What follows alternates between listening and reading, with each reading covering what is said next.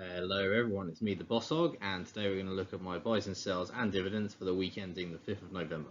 Let's do it. Alright, so first up, as you can see by my day performance, pretty mixed week honestly. Monday got off to a great start, then Tuesday and Wednesday were pretty average, Thursday was another good day, and then Friday I actually had my best day ever. Part of that, or at least on Friday, about 40% of that upside was because of National Express. This is a company I've been talking about for a long time, and it finally had a bit of a pop. I'm now comfortably in the green on it, and it's been up 6% on the week. It also has a put up or shut up deal deadline with a bus company called Stagecoach due in a couple of weeks. The market's kind of a bit excited about that. I'm not entirely sure how the market's going to react either way. My understanding at the moment is that the market's growing warm to the idea and actually quite likes the idea. And I have to say I've grown to like the idea as well of this bus company integration. I think it's got some potential. So I suspect that if they do announce a deal, as long as it's not seen as too expensive, it'll cause another sort of 10% pop in the share price as well. I still maintain the share price even after this is still 50% undervalued, especially as they had an investor day a few weeks ago, released a sort of 80-page pack that kind of all made sense to me, and promised some things to bring them back to where they were in 2019. Which would be fantastic for the share price, and I think would underpin a kind of 50% increase from that. So that felt pretty good from there. Huntsman Corporation also had a pretty good week, just about qualified to be mentioned here, rounding it up to 4%. This is still my third largest holding, even though I sold about a quarter of my stake. Again, it continues to do well. They had earnings quite recently that I would say were pretty solid. It made me reassess how I valued the company. I had been thinking $32 when it was down at 25, which is why I went so heavy into it. Now I think it's more like 36, so it's close to being fair valued.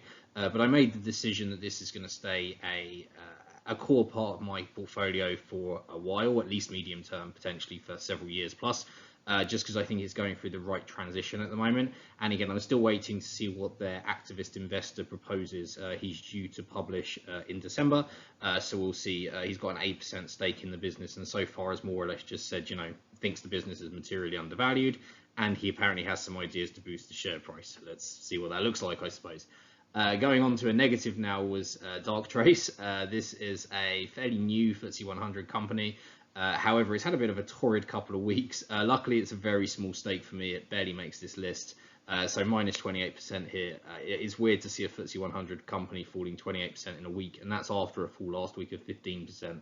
But it is what it is. This was partly because some of the founders, like you get your shares tied up for a certain amount of time. That kind of lockdown lapsed, and one of the larger shareholders exercised the option to sell about a third of their stake. Caused another fall, kind of expected, and I think it seems to be stabilizing at current price. So anyway, I'm going into this stock very slowly, deliberately, because it is highly volatile for a FTSE 100 company, and we'll see how we do. Currently, I'm down about £100 or about 25%, so is what it is.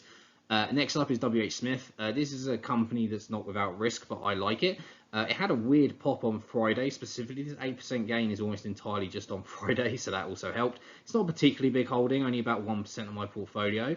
But to me, it's a quality business, and although at the moment its earnings are depressed because, again, all of its higher margin stuff is in airports and railway stations, which are impacted by COVID still, it doesn't have any existential problems.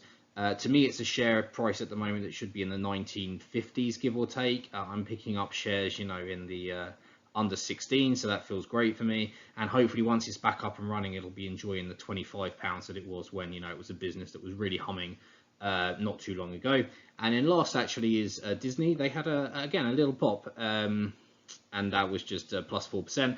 It only just qualified for this list as well, but it's nice to see it there. Not a particularly big holding for me at the moment because I do think it's an expensive stock, and I'm a bit of a value investor, to be honest. But I think Disney is a good company to invest in, and again, once all of its business arms are up and running, I'm pretty sure it's a fantastic business, as I think everyone agrees with. So that's. Those were some call outs this week. Just as a reminder, it's 4% to qualify. I have to have at least 0.5% of my portfolio holding, and then I order it in terms of financial impact. So next here being plus 6% when it's 23% of my portfolio. Obviously, that has a pretty material impact compared to, say, Disney being plus 4% when it's about 0.8% of my portfolio, something like that. So yeah, pretty great week. My best week ever, as well as Friday being my best day ever. So that feels great. In terms of trading volumes this week, not a huge week for me, but I'm still trading sort of 3% of my portfolio in a single week, but that compares with sort of 35% of my portfolio for the last several months. So it depends how you look at it, and that's per month, by the way, right? So again, I'm quite active in terms of trading. Also, again here, this isn't clickbait at all. I have very little left in my technology segment at the moment, and again, I've actually been atypically light on technology segment since more or less I've started investing. I've averaged about 10 to 12% of my portfolio has been in tech. I've always been fairly light, and some of that is not well-known technology companies, but I decided to sell out of almost all of my remaining tech, which was only about 4% of my portfolio anyway, and now all I've got left is less than 0.5%, which is just Genius there and Dark.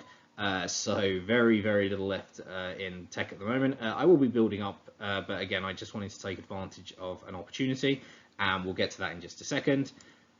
£400 capital is added. No surprise for anyone who follows these. I'm going to be adding £400 for the rest of this calendar year. I brought forward some investments, and I don't have any more money to add until January, basically. So 400 a week until then.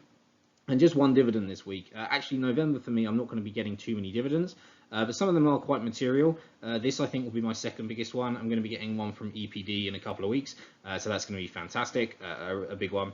But it's not going to be too frequent. I think I've got 4 dividends coming in the whole month, so fairly light.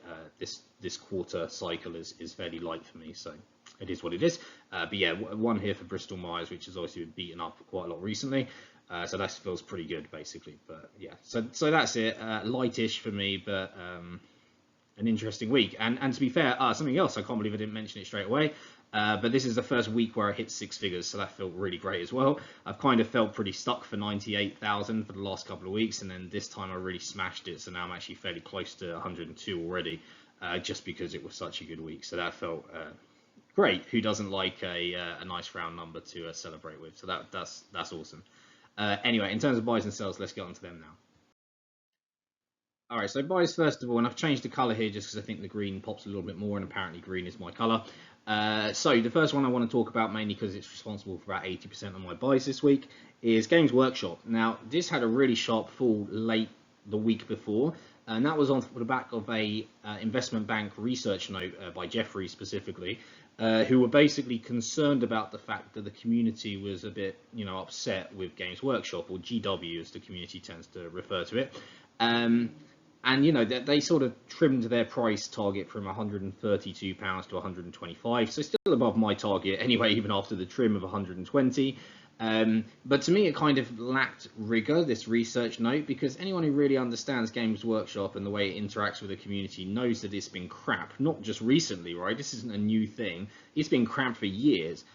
Games Workshop are well known to send cease and desist letters, be rigorous and zealous in their defense of IP, and have been notorious for years. And it's like, well, hang on a sec, like, this isn't a new development, right? It shouldn't fundamentally alter anything.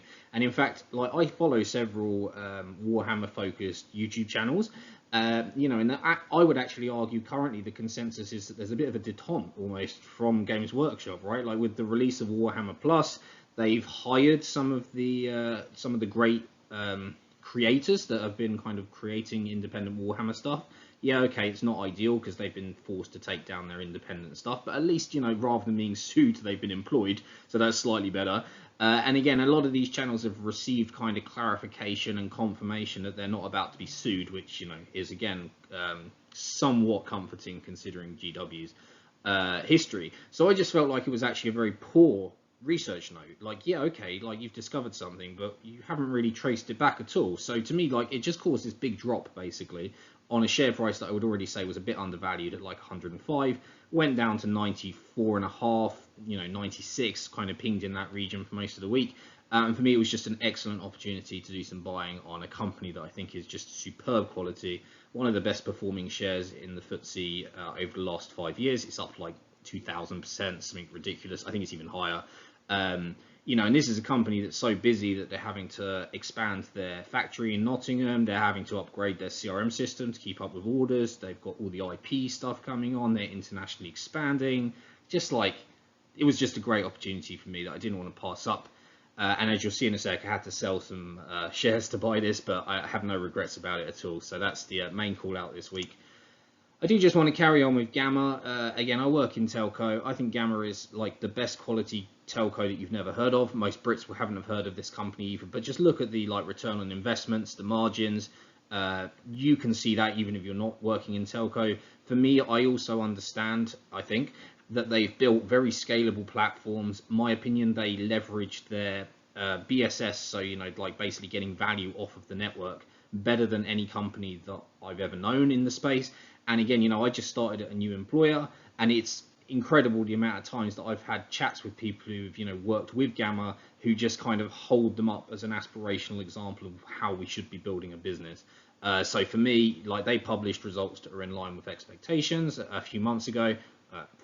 A couple of months ago, and their share price just tanked. So I've just been acquiring Gamma. I'll continue to buy Gamma under 20 quid, honestly. £18 a share, I think, is an absolute steal. And my target here is £24. So I'm going to be continuing to drip into Gamma as and when I can. Dark Trace, I think we've already covered, so I don't want to spend any more time on it here. And yeah, WH Smith as well. Like I say, I think this is going to recover very nicely. Their results have been updated next week. I think the market's kind of expecting more of the same.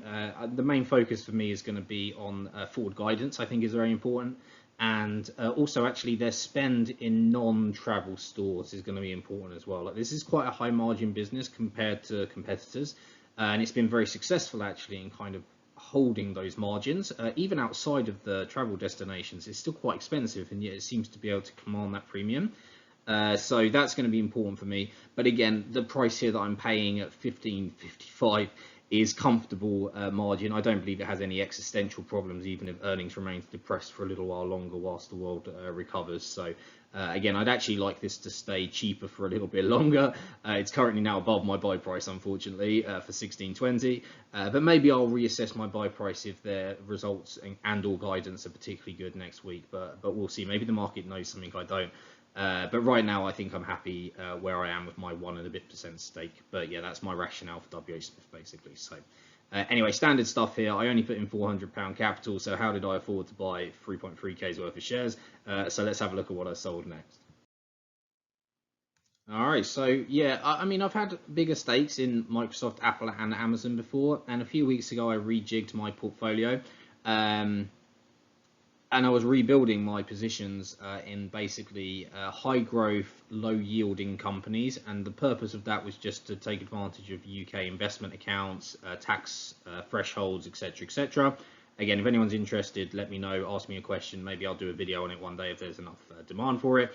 But anyway, these investments sat in an account with Games Workshop, and I decided to profit take. Basically, I sold them all for like high single digit profits, so not the end of the world. Microsoft, I think, every time I think Microsoft is expensive, it produces another round of just stellar results. I would actually argue it's the best company in the world right now that I'm aware of. Certainly of the blue chips. It just keeps on winning. Again, every time it looks expensive, I'm like, maybe 330 isn't too expensive. But then not too long ago, I was like, do you know what, 290 that feels expensive. And then before then, I was like, 230. I don't want to buy anything above that. It just keeps on winning. Apple likewise, I think Apple's run into some challenges, as has Amazon actually, in terms of supply chain issues and all that other good stuff. But again, Apple is a business that's consistently shown it's able to command high margins and good numbers. Amazon has got some challenges, right? Probably the most challenges of the tech stocks, but I'd argue probably other than Facebook, it's the least overvalued or the least expensive. Maybe that's a better way of putting it. But again, I think it's probably fair because in my opinion, Facebook's got the most existential problems or the best or the worst PR. I know maybe that's a bit controversial, but I have no interest personally in investing in Facebook. I just don't want to support the business. Whereas Amazon, I am willing to support the business. Again, we all use Amazon, right? It must be doing something right. And even if you argue that Amazon is a bit monopolistic, its monopoly is apparently reducing prices that I have to pay for things, which arguably is pretty okay. And again, here I'm exercising both consumer and investment discretion to buy it. So, and now Amazon, in fairness, if you did break the 3,500 after I sold this, which is a little bit disappointing, but I had such a good buy price, it was like 3,200. So again, I still made decent money, and I just think being able to pick up Games Workshop in the the 95, 96 pounds for a business I think is worth 120. was just too good of an opportunity to turn down. Like, I don't suddenly think that Apple is going to jump to $200 a share. Microsoft likewise to 400, and that's the kind of delta that I'm looking at with Games Workshop on a kind of percentage basis. And again, I think I'm just a value investor, right? I can't resist a bargain. I think that's what it is. And to me, Games Workshop felt like a bargain. I don't feel the need to be tied to tech stocks just because they're cool and growing, and they're good businesses, by the way, to be fair. But they just seem less discounted compared to Games Workshop. So that was my decision there. But it has left my portfolio incredibly light on tech at the moment. I have a very atypical segment split now, basically just 0.5%, like I say, in tech, and other sectors look a bit wonky as well. So pretty interesting. In terms of not tech here, you might have noticed Fevertree on the buys as well. Just one, so I didn't really want to talk about it, but I do want to talk about it here. This is a company at one stage I had like 250 shares in, and I sold all of them to buy National Express when it was crashing even more than normal. But I still really like the company. I think right now its fair value is probably about 24.50, somewhere around there. But it has an incredibly wide analyst spread, and actually I kind of agree with all the analysts. Like I say, like depending on how you look on Fevertree, it's either worth 1,800 or 2,800. And it really depends on whether you believe in several important businesses for them or parts of their business. That's basically success with other mixers. At the moment, they more or less just do gin. Success with other markets, again, and at the moment they just do the UK with some expansion, and it's ramping up.